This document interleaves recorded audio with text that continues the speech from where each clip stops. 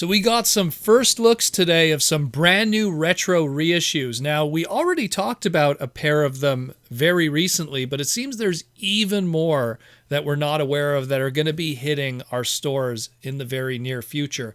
And we got two of them we're going to talk about today on the Transformers Slag podcast. And the first one we're going to be covering is yet again another Insecticon. We had Kickback before, and now we have Shrapnel as fellow get wrecked by Hot Rod and Cup buddy. This one is, pretty expected at this point. If we're getting Kickback, it's only a matter of time before they do some of the other Insecticons. And we have Shrapnel here today, and much like Kickback, they're going for a very animation accurate look, and I really like how they turned out with this one. So what is different this time around from that original 1985 release? Well, first, those bug antler / pincers in the robot mode are now of a more solid silver to gray, if you will, instead of the original chrome.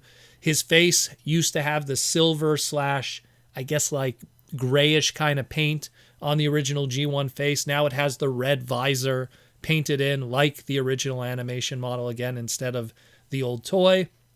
Much like Kickback, they took that clear plastic that was used, that yellow clear plastic on the chest, and they made it a solid yellow to match the animation model. All the purple on it, going from that darker purple that they had before now to a lighter hue to match, again, that animation model. His legs, which also had that solid silver to gray that used to be chrome, is now a solid gray, again, like the antlers before it. All the stickers have been removed, and the Decepticon emblem is now a tampograph on his chest. Even his gun, which originally was chrome with the original Generation 1 toy, is now a solid purple, which is a nice touch because that matches, let's say it all together now, his animation model. So I love what they did here. It looks really good. Even the extra Energon cube that was included with the original 2015 3-pack, Toys R Us 3-pack of these Insecticons, they included them with them.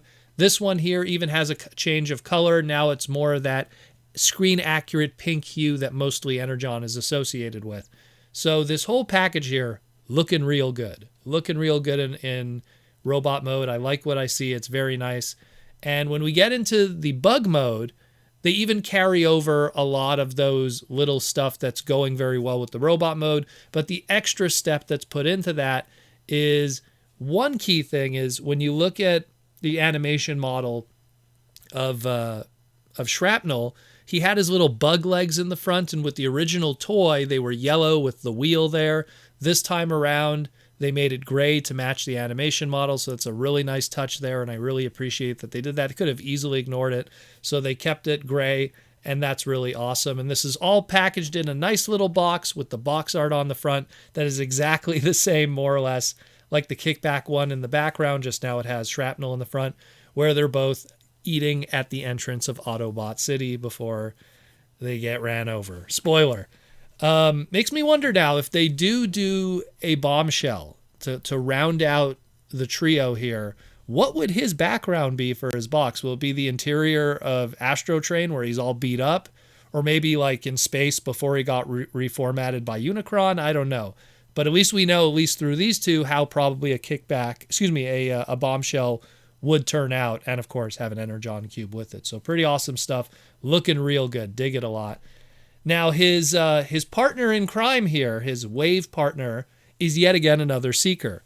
Wave 1 had Hot Rod with Starscream, Wave 2 had Hound with Thundercracker, and we're going to assume, I guess this might be Wave 3, we'll get into that in a moment, but this wave here has Shrapnel joined with Skywarp.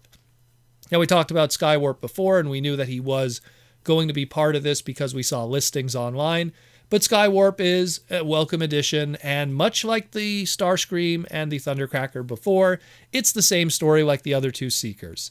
Takes that G1 toy, gives it that animation accurate color scheme, and removes all the stickers, and you're good to go, more or less. And of course it uses that new tooling of the more recent reissue of Starscream and not the old tooling from back in the day, because that Seeker mold is finished otherwise. Again, red visor, the grays, getting rid of the stickers, the tampographs that match on the robot mode that match the animation model. It's much appreciated. The only thing that kind of sucks, and again, it's not a biggie, but again, he comes with the Megatron gun, being part of that Starscream mold based off of the reissue that came with that Megatron gun mold. It's the same color. I mean, I really would have appreciated, and I talked about this before, if Starscream came with the Megatron, and then Thundercracker came with, I don't know, a Megaplex color scheme, and then, I don't know, the Diaclone colors could be used with the Skywarp one, which would be a black repaint. Just to mix it up, just to give different accessories instead of the same 3 Megatrons across 3 figures that us hardcore collectors are probably going to all pick up anyways. So otherwise, still pretty awesome. I mean, no surprises with how this one turned out based on how the other 2 turned out already. And his box art, the background of it is the attack on the Autobot shuttle. So, hey, you also have something that'll, when you pick it up, it'll work well with your dead Prowl Ironhide 2-pack, I guess. But that's it for this wave. Still no release date or info on these. They just kind of came out of nowhere. I'm going to assume that the Skywarp is going to share the same pricing as the other Seekers we've gotten up to this point through Walmart, that $33.97 price point, $33.99. We don't know the Shrapnel yet, due to also not knowing the Kickbacks price point, but hopefully it won't also be that $33.97 that we see with all the Seekers and Hot Rod and Hound and so on. So we will see. And speaking of Kickback, him along with the other reissue that we talked about, Perceptor, we don't know what their story is. They were found in retail in France, and those 2 are supposedly going to be in a wave together. We just don't know what their status is. Is this wave 3 that we're talking about today? Is it the other one that's wave 3 and this is wave 4? We don't know.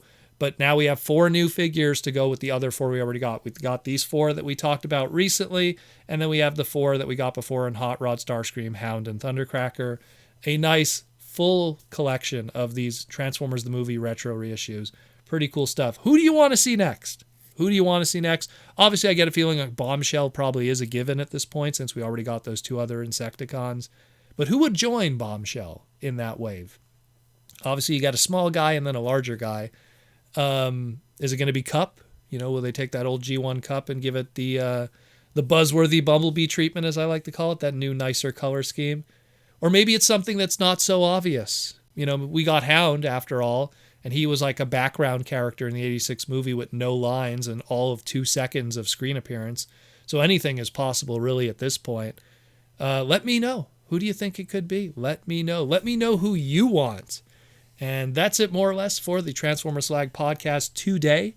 Hope to talk to you in the near future. And again, thank you for listening. I hope you learned something.